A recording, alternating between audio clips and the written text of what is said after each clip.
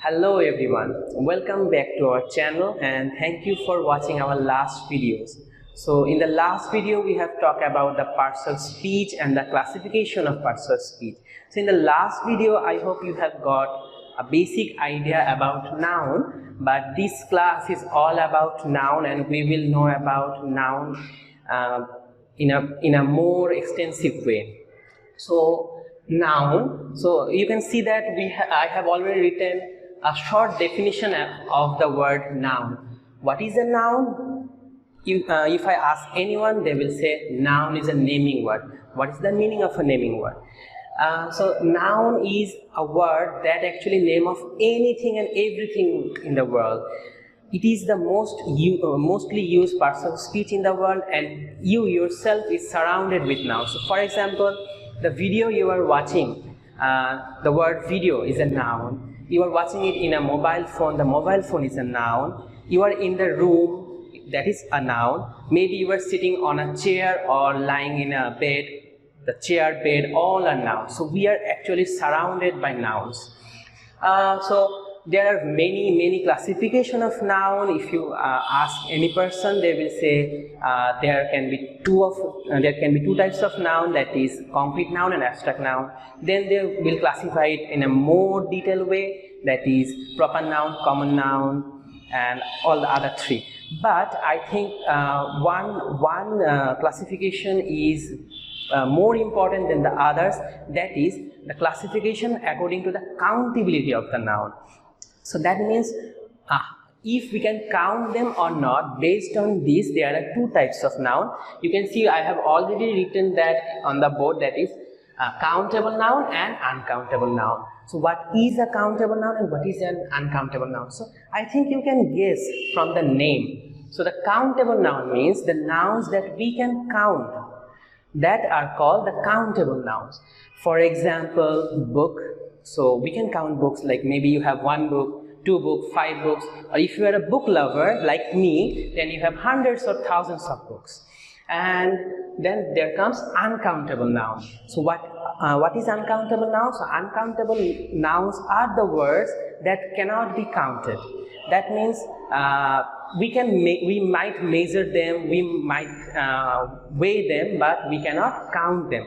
For example, water or milk, we can weigh them, that for example 1 liter of water, 1 liter of milk, but we cannot count 1 milk or 2 milk.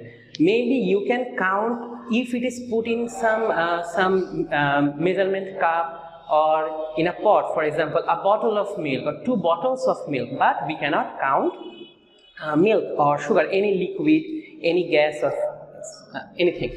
So there are many types of uncountable nouns. So first one is the name of some liquids. So any liquids can be uncountable noun, as I have said before. For example, water, milk, tea, coffee, anything. Any liquid is uncountable noun.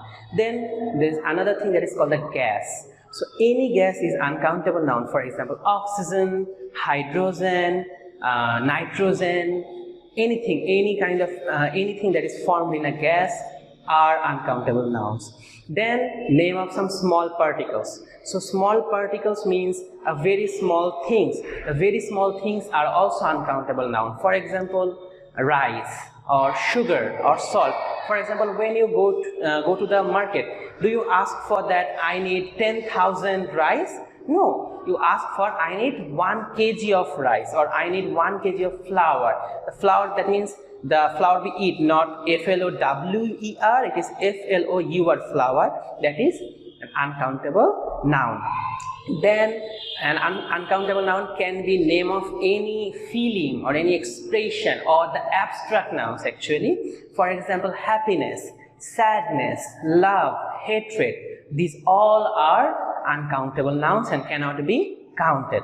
So I think you have got the basic idea of uncountable nouns, but there are some exceptional uncountable nouns that you might feel amazed that, okay, these are uncountable nouns, but I didn't think about that. So for example, the first one is bread. Bread is an uncountable noun, it's not countable. So you might think, but I can count bread. No, actually you can't count bread. You can count the slices of the bread. So the slices of the bread can be counted, but a bread cannot be counted. So a bread is an uncountable noun. Then next is furniture. Furniture itself is an uncountable noun, but the objects of or many types of furniture can be counted. For example, we can count chair. Chair is a countable noun. We can count sofa. Sofa is a countable noun, but the word furniture cannot be counted, so it's uncountable noun. Then there's one important thing that is uncountable noun, that is money. So you might feel surprised, okay, we can count money, we can count 500 taka, we can count 600 taka, we can count 1000 taka, million taka. So we can count money, but actually we can't count money. We can count the currency. For example, we can count taka, we can count dollar, we can count pound, we can count other currencies, yen, but we cannot count money. Money is uncountable noun. So why money is uncountable? Because it's actually the worth. It's not about the notes, it's actually the worth. So money is also an uncountable noun. So these are the most popular 3 uncountable nouns. So now we will talk about the countable nouns, that is the nouns which can be counted. So if something is counted, there can be 2 things, and that is called the number. So number, the countable nouns are actually defined or characterized in 2 types, that is singular noun and plural noun. So remember one thing, that only the countable noun has the singular form or plural form. For example, book, the singular form of book is book and the plural form of book is books. But the uncountable nouns, in terms of the uncountable nouns, they cannot be counted, so there is no singular or plural form of these. For example, the word water, so there is no plural form of water. The singular form, the plural form are both the same, but you might be confused with some words that doesn't have any plural form, but actually they have the plural form. But in terms of those words, the singular form and the plural forms are the same. For example, the word ship, that is not the ship, that is this word ship. This word, the word ship, the singular form of ship is ship and the plural form is also ship, not ships. So this word is countable and the singular and plural form is the same. I might give you another information about currency, that the plural form of dollar is dollars, the plural form of pound is pounds, the plural form of yen is yens, but the plural form of taka is taka, not takas. So don't use 10 takas. You can use $10, you can use 10 pounds, but you have to use 10 taka, not 10 takas.